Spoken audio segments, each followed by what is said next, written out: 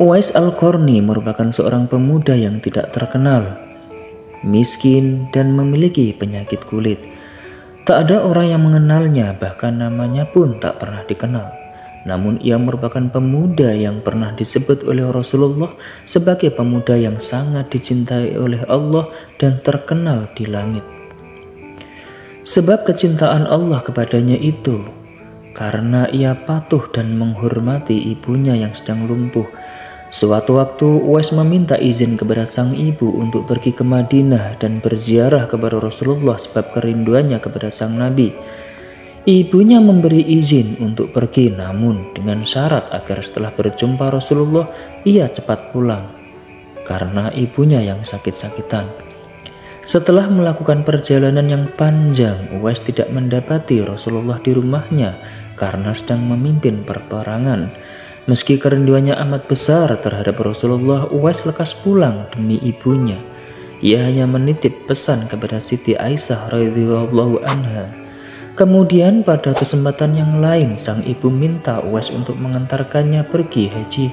Uwais tidak mau menolak walaupun mereka merupakan keluarga yang miskin. Dengan sekuat tenaga ia menggendong ibunya yang lumpuh itu untuk berziarah ke Baitullah. Meski belum pernah berjumpa dengan Nabi, Rasulullah sepertinya sudah mengenal betul pemuda miskin itu.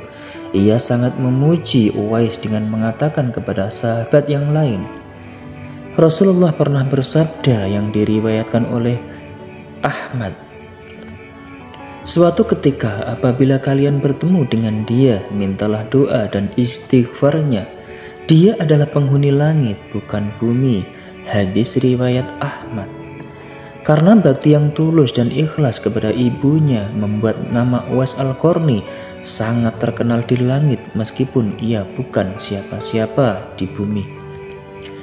Di dalam kesempatan yang lain, Rasulullah SAW bercerita mengenai Uwais Al-Qarni ini tanpa pernah melihatnya. Rasulullah bersabda, yang artinya dia seorang penduduk Yaman, daerah Qarn, dan dari kabilah Murad. Ayahnya telah meninggal. Dia hidup bersama ibunya dan dia sangat berbakti kepadanya. Dia pernah terkena penyakit kusta. Dia berdoa kepada Allah Subhanahu wa taala. Lalu dia berdoa kepada Allah Subhanahu wa taala dan diberi kesembuhan. Tetapi masih ada bekas sebesar dirham di kedua lengannya. Sungguh dia adalah pemimpin para tabi'in.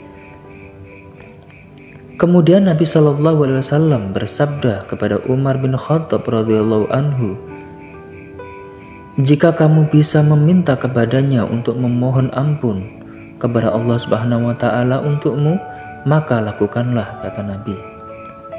Ketika Umar radhiyallahu anhu telah menjadi Amirul Mukminin, dia bertanya kepada para jamaah haji yang dari Yaman, apakah di antara warga kalian ada yang bernama Uwais Al-Qarni?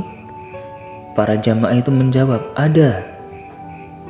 Kemudian Umar bertanya lagi, bagaimana keadaannya ketika kalian meninggalkannya?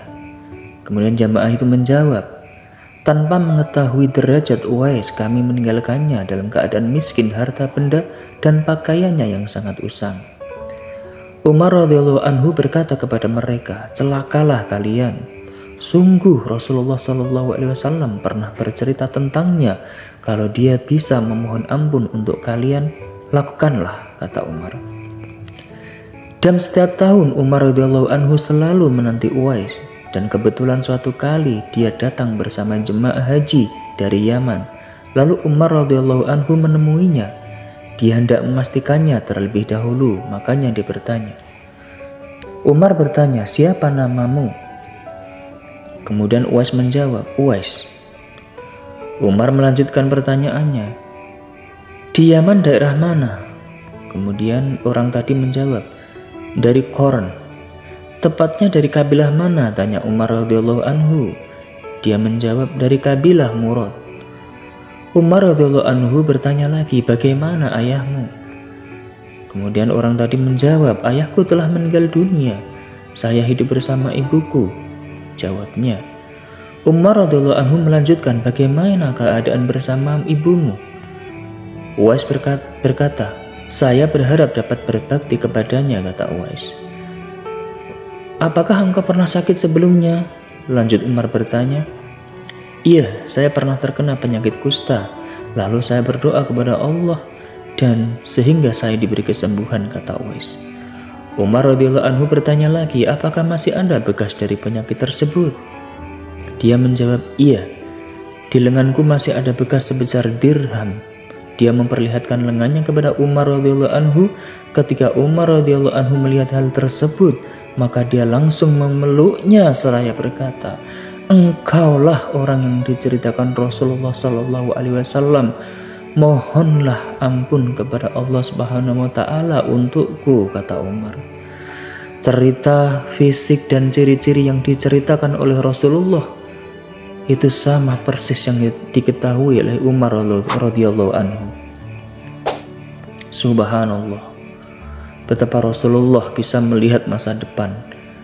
Rasulullah belum pernah bertemu dengan Uwais, tapi ciri-ciri yang diceritakan sama persis setelah Umar melihatnya. Kemudian saat itu Umar meminta untuk didoakan dan dimohonkan ampun untuknya. Lalu dia berkata, "Masa saya memohonkan ampun untukmu, wahai Amirul Mukminin?" Umar radhiyallahu anhu menjawab, "Iya." Umar radhiyallahu anhu meminta dengan terus mendesak kepadanya sehingga Uwais memohonkan ampun untuknya. Selanjutnya Umar radhiyallahu anhu bertanya kepadanya mengenai kemana arah tujuannya setelah musim haji. Kemudian Uwais menjawab, "Saya akan pergi ke kabilah Murad dari penduduk Yaman ke Irak." Umar radhiyallahu anhu berkata, "Saya akan kirim surat ke wali kota Irak mengenai kamu." Uwais berkata, "Saya bersumpah kepada Anda, wahai Amirul Mukminin, agar engkau tidak melakukannya.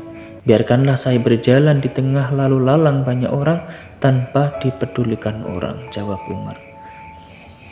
Begitulah kisah seseorang yang sangat terkenal di langit dan tidak terkenal di bumi. Beliau adalah Uwais Al-Qarni yang diceritakan oleh Rasulullah jauh hari sebelum Umar memastikan dan berjumpa dengan Uwais dengan ciri-ciri yang dikisahkan oleh Rasulullah saat itu. Pelajaran yang bisa kita petik dari kisah ini dari seorang Uwais yang sangat terkenal di langit. Beliau sangat berbakti kepada ibundanya. Beliau pernah menggendong dari Yaman ke Mekah Al-Mukarramah dengan berjalan kaki. Begitu berbaktinya seorang Uwais saat itu. Semoga kita bisa mengambil pelajaran dari ini semuanya dan kita semua dihadiahi dan diberi kesempatan untuk berbakti kepada kedua orang tua kita. Amin ya rabbal alamin. Terima kasih Uwais, engkau telah mengajarkan kepada kami bagaimana agar kami semuanya bisa meniru jejakmu untuk bisa berbakti kepada kedua orang tua kami semuanya. Terima kasih sahabat Guru Gesang, masih bersama di channel kesayangan kita Guru Gesang. Kita bisa belajar dan ngaji setiap hari. Sampai ketemu di kisah selanjutnya. Wassalamualaikum warahmatullahi wabarakatuh.